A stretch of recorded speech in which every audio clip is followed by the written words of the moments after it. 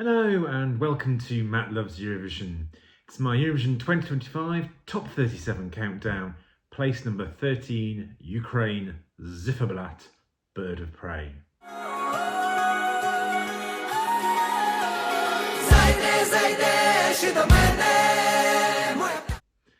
Please do click on the subscribe button, ring that notification bell, and like, share and comment below. And the three superpowers of modern Eurovision are undoubtedly Sweden, Italy and Ukraine. What makes Ukraine's continuing preeminence so remarkable, though, is that it's all against a background of the horrific war that we all know about.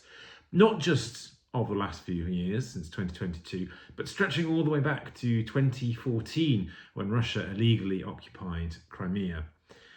Also, unlike Sweden and Italy, Ukraine is one of the poorest nations in Europe, and yet at Eurovision they stand out year after year after year, including last year when they achieved a third place result, despite being put in the death slot, i.e. the second place in the running order. Now the baton has now been passed on to Ziferblat to maintain the 100% qualification rate. Ziferblat are a three-man band with the lead vocalist and the guitarist being twin brothers. They've been together as a band since 2015, but it wasn't until 2019 that they released their first single, and it was their soul album was released in 2023, or soul album to date. They've twice before tried to represent Ukraine at Eurovision. They applied for Vidbir, the national selection, in 2023, but were not successful in being shortlisted through to the final. Then they also applied last year in 2024, and they were successful in being shortlisted. And indeed, they came second. They were runners-up in the national selection last year. But it was third time lucky for them, because this year with Bird of Prey, they got a convincing win. They came second with the juries and they won the public vote. And when you drill down into the public vote, it was, in terms of the actual numbers of votes cast, they had a very, very clear win amongst the public. Now, Bird of Prey has a distinctly, I would say, indie pop feel. And almost when you look at the styling and the clothing, particularly from the national final, it's a kind of a 60s, late 60s, 70s look. It's that sort of end of the 60s, but start of sort of glam rock period as well. It has that sort of overall feeling and look, but it's indie pop with a strong Ukrainian sound and feeling as well. It's sung in both English and Ukrainian, and the three band members are also the three composers of the song, and one of the twins, the guitarist, is the lyricist of the song. Now, the lyrics themselves are very poignant and very, very much connected to the experience of Ukrainians during the war. So many Ukrainians have gone abroad or, of course, are at the front. And this is a song really about that, those feelings or experiences of separation from loved ones and friends. Now, while the band is made up of the three guys, we do have, in this particular song, a very significant presence of the female backing singers. They perform the intro and the outro of the song, and they also sing much of the Ukrainian language parts of the song as well. Now, when this first won Vidbir, I was a bit underwhelmed, because I had a couple of other favourites that I'd wanted to win Vidbir, and to be honest, I had not paid a lot of attention to this. Now, I know some fans had identified this as a potential winner of the national final, but I had not paid a huge amount of attention to it, and I think it's been a mistake on my part. It was definitely a mistake on my part, and maybe I made some assumptions about the genre of it. I thought, oh, this is very indie sounding. That's not normally where I sit with things that I like most. But yeah, this is definitely probably been my biggest grower after the initial win release, in terms of where it's sat in my own, how I enjoy it and want to listen to it, and obviously it's risen right up to the really top part of my rankings.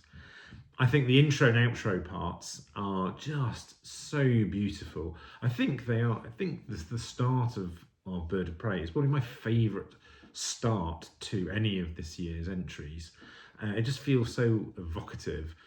And also, I really enjoy those Ukrainian language parts that are sung mostly by the female singers, though Daniil, the lead singer, also joins in on some of that as well. And Daniil's vocal overall is, I think, really effective. It's a really effective mix of kind of that indie pop kind of vocal that we are familiar. I won't say Britpop because it's indie pop more widely, but it's kind of a mixture of that and also that really distinctive sort of male, so Eastern European, Ukrainian male voice, solo male voice that we've heard before. It's very distinctive, and it's kind of a really evocative combination of the two. Now, there were those that thought that the selection of this entry could mean that the end of Ukraine's remarkable 100% qualification rate was on the cards. However, even before I kind of became a fan of the song, I've always thought that was unlikely. And at this point of the season now, it feels almost laughable that the idea that this would not qualify. It will just stand out so much in its semi-final. Yes, it's in a semi-final that's full of male artists, but its genre and its look will be quite distinctive. It is really solid quality as well, and we know Ukraine are just brilliant at staging and elevating anything that they bring to the main contest. And there will still be a lot of solidarity support for Ukraine among the voting public, all of which I think makes this a near certain qualifier. The betting odds to qualify definitely concur, although I think, again, at the time of recording this, they underplay their chances slightly at only 92% chance of qualifying. This is also performing perhaps a bit better on the scoreboard app, kind of around mid-table, than might have been expected, given, again, as I often say, given the demographic of those voting on the scoreboard app. But ultimately, it's almost immaterial how this performs on the scoreboard app because the app voters are not going to be the core of the televote, of this song's televote in the contest. Now, I don't think we're looking at another Ukrainian win this year, but I do think another good result, or very good result, is achievable. In the betting, they are just outside the top 10 in terms of an overall win. But when you look at the betting to get a top 10 finish, Ziferblat are comfortably in the frame to achieve that.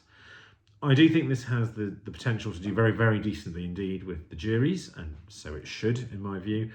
And I don't think this is going to get a low televote either. And indeed, it could perform very well in both of those aspects. Now, if the votes fall as above and as we might think they do, I think it is very possible that Ukraine will notch up a 5th consecutive top 10 result, which would be a remarkable achievement. And do please look at my website, www.mattloveseurovision.com, where you can read the blog post of this. Do let me know what you think in the comments as well. And join me again on the countdown. Take care for now.